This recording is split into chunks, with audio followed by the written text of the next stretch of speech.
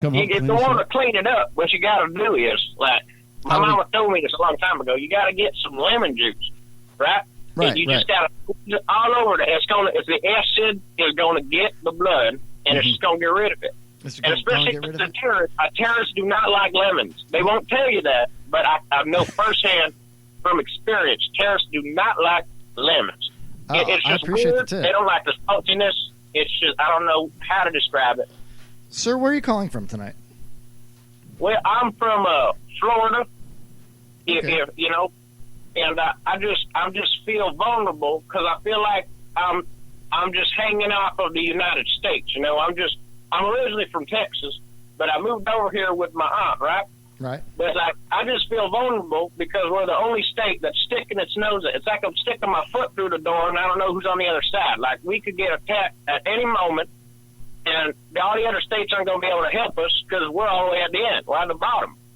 Oh, I appreciate your point of view, sir, and I believe you're probably correct on that. I really don't know what to say to make you feel better. You don't got to say anything, and I feel good at it as it is, knowing that there's a man who will do something about it. What's that? If Trump, he's going to build a wall, and when he builds the wall, like they can't get, and they may try to fly over, but it's not going to help because the wall's going to be just high enough to where they can't fly over it. And it may sound unreasonable now, but if we get them to build it, it'll be like, instead of the Great Wall of China, it'll be the Great Wall of the United States of America.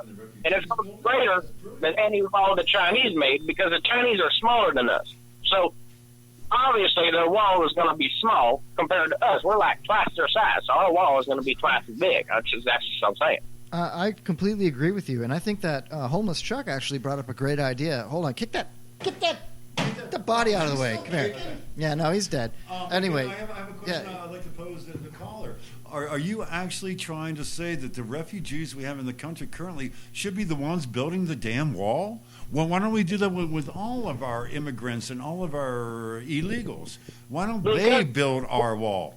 You want to make it as hard and difficult as possible. If you just start throwing illegal Mexicans in there, then they're just going to be helping. And then guess what? They're going to start having conversations when they're building the wall. Those conversations are going to lead to a partnership. Next thing you know, you got people with ragheads dropping bombs, and you got a bunch of gardeners throwing their tools at people. So you don't want to have a combination of two minorities. You want to keep them separate. You want the refugees to build their side of the wall, and you want the Mexicans to build their side of the wall. Keep them segregated. Segregation is what I'm trying to say right now. Segregated but equal. Equal but separate, right? I mean, if you want it, it doesn't have to be equal, but it has to be segregated. That's all I'm saying. You know, that reminds me, I once had a baseball card collection, and there was a Jackie Robinson card, and there was also a Marilyn Monroe card, and I put them in the same drawer, and Jackie Robinson tried to rape her. You've got to be kidding me. No way. So I got separate drawers for all my baseball cards, but they were equal-sized drawers, just separate. Separate, yeah. Kevin, I've seen what's in your drawers, and I'm not really impressed. I mean, I don't got drawers. I mean, I got drawers on, but I don't actually have drawers up my house because we're not fancy like those, upstate New York City folk. You know what I'm saying? We actually have to deal with the problems down here. We're at the bottom of the country, so we got to deal with everything first, and they just get it later. Well, how strong is your stomach, sir? Are you comfortable with us killing a couple of terrorists in studio tonight? Do you think we're going to get any... I would have to say that my stomach is not only strong, it is actually hungry, and it is waiting for you to do so. Well, I appreciate that, sir, and I appreciate you listening. It's been wonderful talking to you. Yeah, you know what? You're the first caller of the night, so you get a prize, sir. You've won a prize on the Give Him Home Show. Absolutely. Man, I don't even know what to give. We've got to give him a good prize. We're going to give him a great prize, but also, once we announce your prize, we're actually going to go to like a little private moment where you can actually share with Kevin your address and such like that. So it's just not public because we appreciate your strong viewpoints, and we just don't want you to hold. Phone screen reveals his information. I'm glad that someone took the time to listen to what I had to say. No, we appreciate that. Listen, let me ask you something. Would you be opposed to receiving a prize that we take off the dead body of one of these terrorists? I would not at all. I would accept everything. Awesome. All right, let's do it. Scalp him.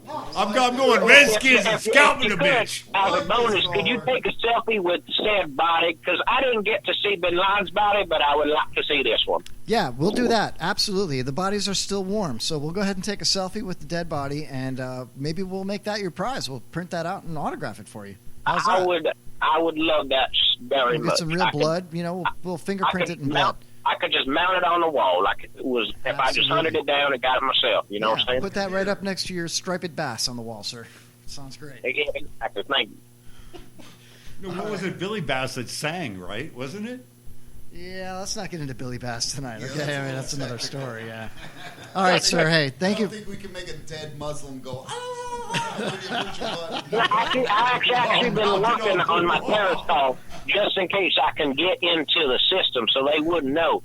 You got to work. You got to get in your look. You got to go.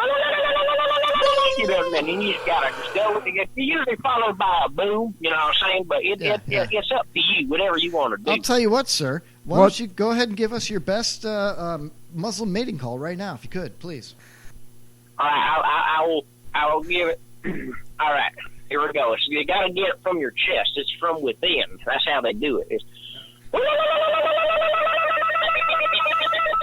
It's usually followed by a boom, then, but I don't have explosives with me at this time. I'm sad about. I mean, I don't. That's great. Thank you.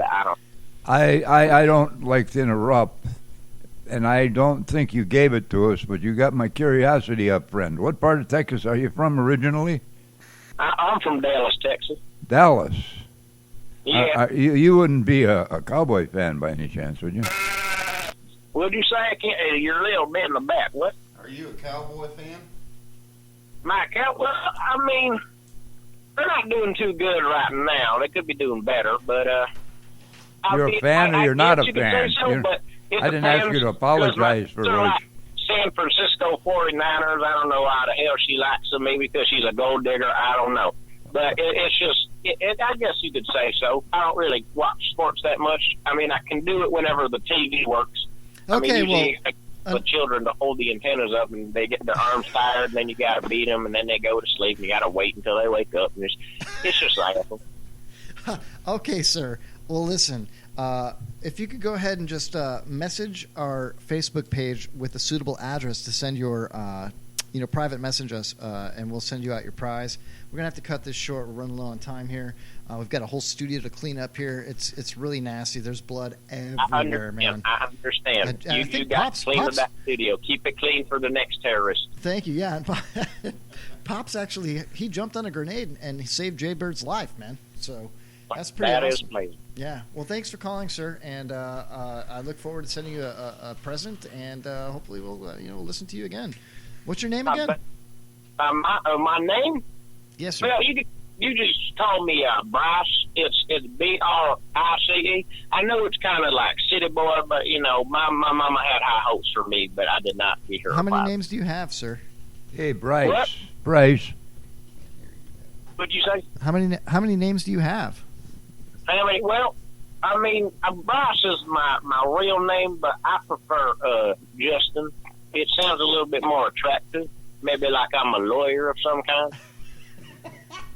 All right. Well, you're a very attractive lawyer, sir. Have a great night. Thanks for calling, okay?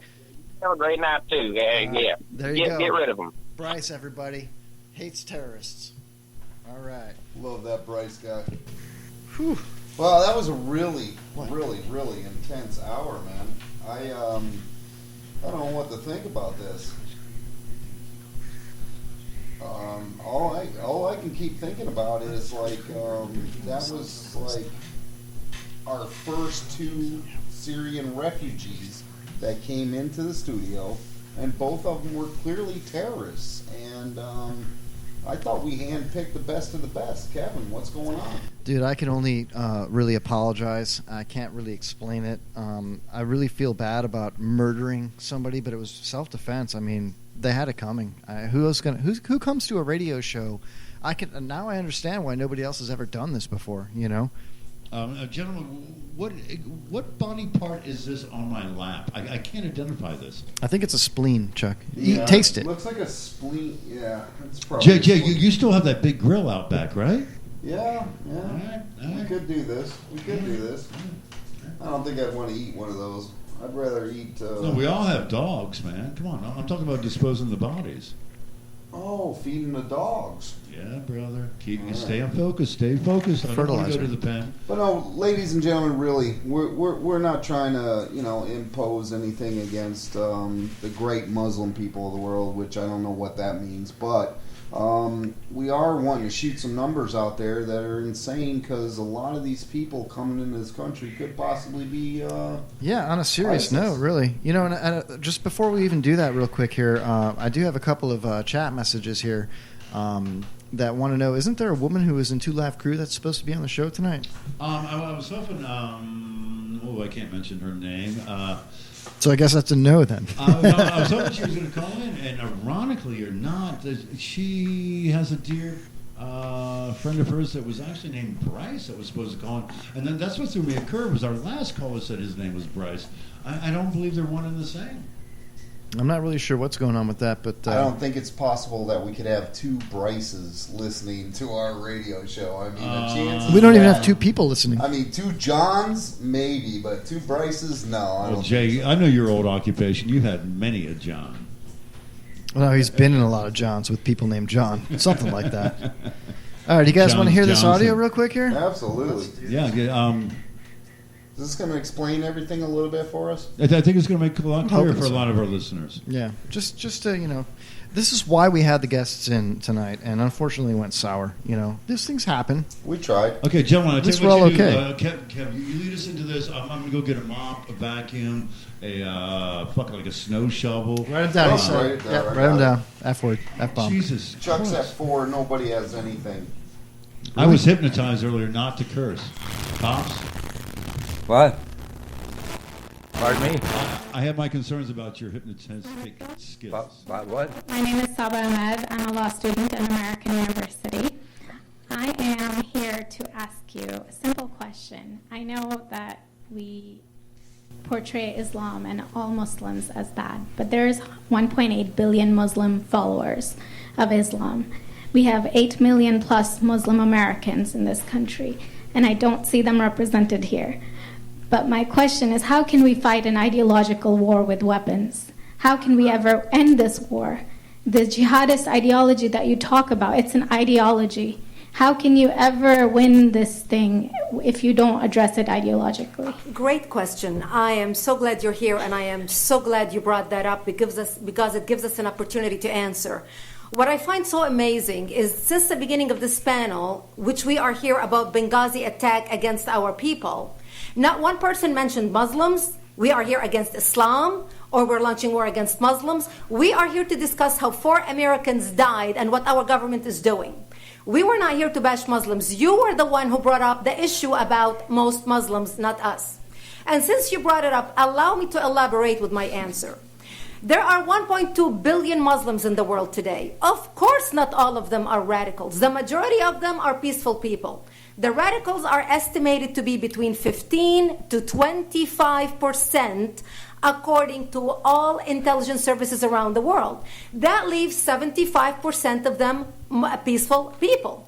But when you look at 15 to 25% of the world Muslim population, you're looking at 180 million to 300 million people dedicated to the destruction of Western civilization. That is as big of the United States. So why should we worry about the radicals, 15 to 25%? Because it is the radicals that kill. Because it is the radicals that behead and massacre. When you look throughout history, when you look at all the lessons of history, most Germans were peaceful. Yet the Nazis drove the agenda. And as a result, 60 million people died. Almost 14 million in concentration camps. 6 million were Jews. The peaceful majority were irrelevant. When you look at Russia, most Russians were peaceful as well. Yet the Russians were able to kill 20 million people. The peaceful majority were irrelevant. When you look at China, for example, most Chinese were peaceful as well. Yet the Chinese were able to kill 70 million people. The peaceful majority were irrelevant. When you look at Japan prior to World War II, most Japanese were peaceful as well. Yet Japan was able to butcher its way across Southeast Asia, killing 12